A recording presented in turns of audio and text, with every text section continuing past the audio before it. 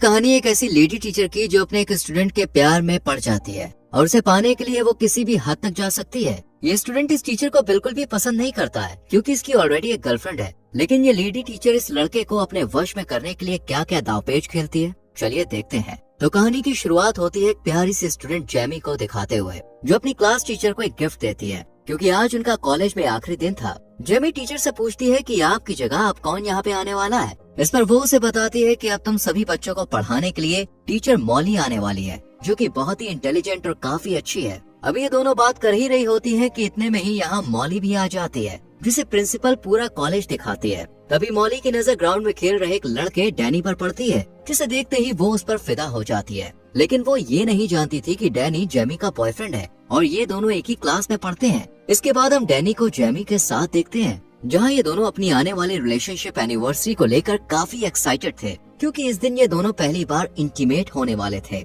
इसके बाद हम जेमी के डैड को देखते हैं, जो बस पूरा दिन घर में रहकर पबजी खेलते रहते हैं, जबकि जेमी की मॉम डबल शिफ्ट करके घर का पूरा खर्चा उठाती है, जिस वजह से जेमी के पेरेंट्स के बीच हमेशा से ही झगड़ा रहता है। जेमी को भी ये सब बिल्कुल अच्छा नहीं लगता, लेकिन वो अपने डैड से कुछ भी कह नहीं सकती थी। अगले दिन क्लास में मॉली अपने बारे में सभी स्टूडेंट्स को बताते हुए लगातार डैनी को ही देखती रहती है। साथ ही वो उसे क्लास खत्म होने के बाद एक्स्ट्रा क्लास लेने के लिए भी कहती है क्योंकि उसे डैनी पढ़ाई में काफी कमजोर लग रहा था। इस पर डैनी भी मॉली की बात मान जाता है और उससे एक्स्ट्रा क्लास लेने के लिए राजी हो जाता है। इसी दौरान मॉली उसे अपने पास बैठाती है और उससे कहती है कि अगर तुम्हें अच्छे कॉलेज में एडमिशन लेना है तो तुम्हें कल से ही क्लास लेना शुरू कर देना चाहिए। दरअसल ये सब मॉली की एक चाल थी, वो ये सब डैनी के करीब आने के लिए कर रही थी। लेकिन डैनी उसे कल के क्लास के लिए मना कर देता है क्योंकि कल उसकी और जेमी की रिलेशनशिप एनिवर्सरी थी। ये सब सुनकर मॉली को बिल्कुल भी अच्छा नहीं लगता। फिर जब डैनी यहाँ से जाने लगता है तभी मॉली उससे उसका फोन नंबर ले लेती है। अब घर आने के बाद भी मॉली का पूरा ध्यान डैनी पर ही होता है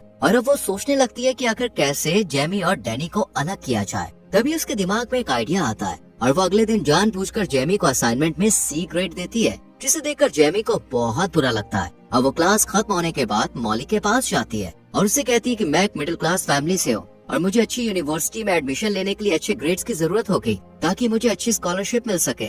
इस पर मॉली उसे कहती है कि अगर तुम्हें अच्छे ग्रेड्स चाहिए तो कल दोबारा इस असाइनमेंट को रेडी करके लेके आना, जिससे मैं तुम्हें अच्छे ग्रेड दे सकूं। ये सुनकर जेमी मॉली को अपनी एनिवर्सरी के बारे में बताती है, जो कि आज ही थी। तभी मॉली उससे पूछती है कि तुम्हारे लिए इन दोनों में से क्या जरूरी है, एनिवर्सरी मनाना या अच्छे ग्रेड हासिल करना। इस पर जेमी कोई जवाब नहीं देती और यहाँ से चली जाती है। इसके बाद वो डैनी से मिलती है और उसे सारी बात बताती है। साथ ही आज रात के लिए उससे माफी भी मांगती है क्योंकि उसे अच्छे ग्रेड लाने के लिए आज इस असाइनमेंट को पूरा करना था। लेकिन डैनी आज की रात उसके नजदीक आना चाहता था, इसलिए वो गुस्से में यहाँ से चला जाता है। थोड़ी देर बाद मॉली डैनी के पास आती है और उसे अपने साथ डिनर करने के लिए कहती है, जिसके लिए वो मान जाता है और दोनों एक रेस्टोरेंट में पहुँच जाते हैं, जहाँ मॉली डैनी से उसकी लव लाइफ के बारे में पूछती है। तब वो थोड़ा हिचकिचाते हुए उसे बताता है कि अभी तक जेमी और उसके बीच कुछ भी नहीं हुआ है क्योंकि जेमी अभी इन सब चीजों के लिए रेडी नहीं है। ये सुनकर मॉली समझ जाती है कि डैनी को आखिर क्या चाहिए, इसलिए वो उसके करीब आने की कोशिश करती है। लेकिन डैनी उस पर ज्यादा ध्यान नहीं देता है और अपने घर चला जाता है। अगले दिन जेमी डैनी से मिलती है तो वो उससे कल रात के बारे में पूछती है कि आखिर कल रात को वो कहाँ था। इस पर डैनी उससे झूठ बोलते हुए कहता है कि मैं अपने दोस्तों के साथ था। जेमी को ये सुनकर बहुत बुरा लगता है क्योंकि डैनी के दोस्तों ने उसे पहले ही बता दिया था कि वो कल रात उनके साथ नहीं था। इसके बाद हम दोनों को एक पार्टी में देखते हैं, जहाँ जेमी की खूबसूरती देख डैनी अपने आप को कंट्रोल नहीं कर पाता और उसे एक रूम में ले जाता है, जहाँ वो उसके करीब आने की कोशिश करता है, पर जेमी उसे बीच में ही रोक देती है, जिस वजह से डैनी का पूरा मूड खराब हो जाता है और वो यहाँ से चला जाता है। वहीं दूसरी तरफ मॉली अपनी कार को खुद ही खराब करके उसे ठीक करने के लिए डैनी को बुलाती है। डैनी यहाँ आकर उसकी कार को ठीक कर देता है, लेकिन कार को ठीक करने की वजह से उसके हाथ खराब हो जाते हैं। ये देखकर मॉली उसे अपने घर ले जाती है और एक टॉवल से खुद उसके हाथ साफ करती है, साथ ही उसके करीब आने की कोशिश करती है। डैनी भी इस बार अपने आप को कंट्रोल नहीं कर पाता क्योंकि अब सारी हदें पार हो चुकी थी और अब दोनों अच्छे से इंटीमेट हो जाते हैं। अगले दिन जब जेमी कॉलेज में जाती है तो मॉली उसे एक बार फिर से असाइनमेंट में C ग्रेड देती है, जिसे देखकर जेमी को समझ नहीं आता कि आखिर वो उसके साथ ऐसा क्यों कर रही है, जबकि उसने तो इस बार बहुत ही अच्छा असाइनमेंट रेडी किया था। इसी दौरान जेमी की नजर एक खाली क्लासरूम में पड़ती है, जहाँ मॉली और डैनी अकेले बैठे हुए थे।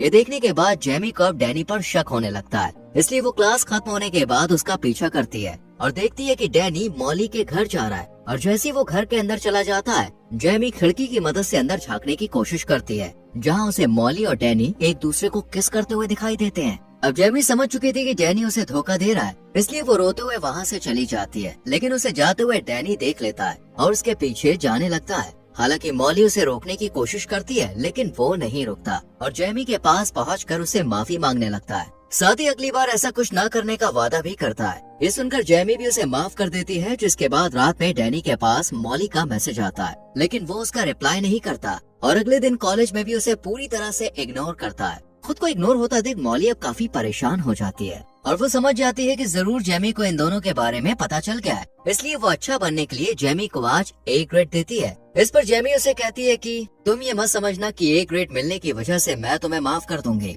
इतना कहकर वो अपना असाइनमेंट डस्टबिन में फेंक कर यहाँ से चली जाती है। इसी दौरान डैनी जेमी के पास आता है और उससे कहता है कि मॉली उसे काफी परेशान कर रही है, इसलिए वो आज रात उससे मिलने के लिए जाएगा और उसके साथ अपने रिश्ते को खत्म कर देगा। इसके बाद वो मॉली को मैसेज करके एक लोकेशन पर बुलाता है। मॉली को लगता है कि शायद वो अब भी उससे प्यार करता है, इसलिए वो जल्दी से तैयार होकर उस लोकेशन पर पहुंच जाती है और काफी खुश भी होती है। लेकिन उसकी ये खुशी उस वक्त उदासी में बदल जाती है जब डैनी उससे कहता है कि वो सिर्फ जेमी से प्यार करता है और अब वो उसके साथ कोई रिश्ता नहीं रखना चाहता। ये सुनकर मॉली बहुत ज्यादा अपसेट हो जाती है और डैनी को मनाने की कोशिश करती है, लेकिन वो उसकी एक भी बात नहीं सुनता और यहाँ से जाने लगता है। ये देखकर मॉली को भी बहुत ज्यादा गुस्सा आता है और उसी गुस्से में वो अपनी कार को स्टार्ट कर डैनी को कुचल कर मार देती है। वहीं उसका खून एक कपड़े में भरकर जेमी के कार के बम्पर पर लगा देती है। साथ ही अपना फोन भी जेमी की कार में ही रख देती है ताकि सभी को लगे कि डैनी की मौत के पीछे जेमी का ही हाथ है और उसी ने उसे मारा है। इसके बाद वो मूवी देखने के लिए एक थिएटर में चली जाती है और मूवी के टिकट को अपने पास संभाल कर रख लेती है, जिससे वो पुलिस को ये दिखा सके कि जिस वक्त डैनी का एक्सीडेंट हुआ था उस वक्त वो थिएटर में मूवी एंजॉय कर रही थी। फिर हम मॉली को ऑनलाइन एक मैकेनिक को ढूंढते हुए देखते हैं, जिसे वो काफी सारे पैसे देकर अपनी कार को ठीक करने के लिए कहती है। साथ ही इस बारे में किसी को भी ना बताने के लिए कहती है। वहीं दूसरी तरफ पुलिस को जब डैनी की डेड बॉडी के बारे में खबर मिलती है तो पुलिस फौरन लोकेशन पर पहुंच जाती है और इस बात का पता लगाने की कोशिश करती है कि आखिर डैनी की इस हालत का जिम्मेदार कौन है। इधर जेमी को भी अब उसकी एक दोस्त डैनी की मौत के बारे में बता देती है, जिसे सुनते ही वो भागकर पुलिस स्टेशन पहुंच जाती है और पुलिस को बताती है कि उसे अपनी क्लास टीचर पर शक है, क्योंकि कुछ दिनों से मॉली और डैनी का अफेयर चल रहा था और कल रात वो मॉली से मिलकर सब कुछ खत्म करने वाला था। इसके बाद पुलिस देर न करते हुए मॉली के घर पूछताछ के लिए पहुंच जाती है, जहां वो उन्हें झूठ बोलते हुए कहती है कि हमारे बीच ऐसा कभी कुछ हुआ ही नहीं था, डैनी को मैं सिर्फ एक अच्छा स्टूडेंट समझती थी। साथ ही वो पुलिस को मूवी की टिकट भी दिखाती है और अपने चोरी हुए फोन के बारे में भी बताती है, जो कि असल में उसने खुद ही जेमी की कार में रखा था। मॉली की बात सुनने के बाद और टिकट देखने के बाद पुलिस को भी लगने लगता है कि शायद वो सब सच बोल रही है। इसके बाद पुलिस शक के आधार पर जेमी के घर तलाशी लेने के लिए जाती है और जब उसकी कार को चेक करती है तब उन्हें कार के बम्पर पर डैनी का खून लगा हुआ मिलता है। साथ ही उन्हें जेमी की कार से मॉली का फोन भी मिल जाता है, जिसमें डैनी से मिलने का मैसेज भी आया हुआ था। इन सभी सबूतों को देखते हुए पुलिस जेमी को अरेस्ट कर लेती है, लेकिन जेमी के पेरेंट्स उसे बेल पर रिलीज करवा लेते हैं। जेमी अपनी मॉम को बताती है कि उसे लगता है कि डैनी का खून किसी और ने नहीं बल्कि मॉली ने ही किया है। अब जेमी की मॉम मॉली के खिलाफ सबूत इकट्ठा करने की कोशिश करने लगती है ताकि वो जेमी के ऊपर से डैनी के खून का इल्जाम हटा सके। इसके लिए वो सबसे पहले कॉलेज जाती है और चुपचाप मॉली के बैग से उसकी कार की चाबी निकाल लेती है और फिर उसकी कार को चेक करती है और तभी उसे उस मैकेनिक के बारे में पता चलता है। वो मैकेनिक के पास जाकर उससे मॉली के बारे में पूछताछ करती है, लेकिन वो उन्हें झूठ बोलते हुए कहता है कि मेरे पास ना तो इस नाम की कोई लेडी आई और ना ही कोई कार आई। ये सुनकर जेमी की मॉम काफी परेशान हो जाती है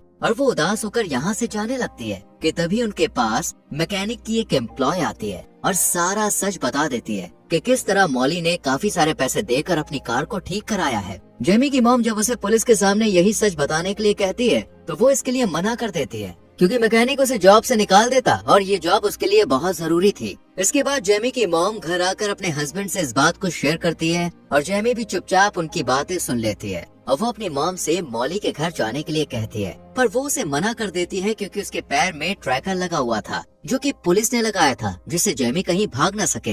हालांकि इस वक्त तो जेमी अपनी मॉम की बात सुन लेती है, लेकिन रात में जब इसके पेरेंट्स सो जाते हैं तब ये अकेले ही मॉली के घर पहुंच जाती है और अपने फोन में रिकॉर्डिंग ऑन कर लेती है ताकि मॉली की सच्चाई रिकॉर्ड हो जाए। लेकिन उसका ये प्लान फेल हो जाता है क्योंकि मॉली को जल्द ही पता लग जाता है कि वो रिकॉर्डिंग कर रही है, इसलिए वो उसके हाथ से फोन छीन लेती है और गुस्से में आकर सारा सच उगल देती है कि हाँ उसने डैनी को मारा है और अब वो जेमी को भी मार देगी। इसके बाद वो जैसे ही चाकू उठाकर जेमी को मारने के लिए आगे बढ़ती है, तभी पुलिस वहाँ पे आ जाती है। और पुलिस यहाँ आई थी उस ट्रैकर की वजह से। दरअसल जेमी जब अपने घर से बाहर निकली थी, तभी पुलिस ने उसके पैर में बंधे ट्रैकर की मदद से उसे ट्रैक करना शुरू कर दिया था, जिसके बाद पुलिस जेमी को रिहा कर देती है और मॉली को अरेस्ट कर अपने साथ ले जाती है। तो दोस्तों, अगर आप डैनी की जगह होते तो आप इस टीचर के साथ क्या करते, कमेंट में जरूर बताना। वीडियो पसंद आई हो तो लाइक और शेयर करके हमारे चैनल फिल्म एडिक्ट को सब्सक्राइब करना ना भूले और बेल आइकॉन प्रेस करना। धन्यवाद।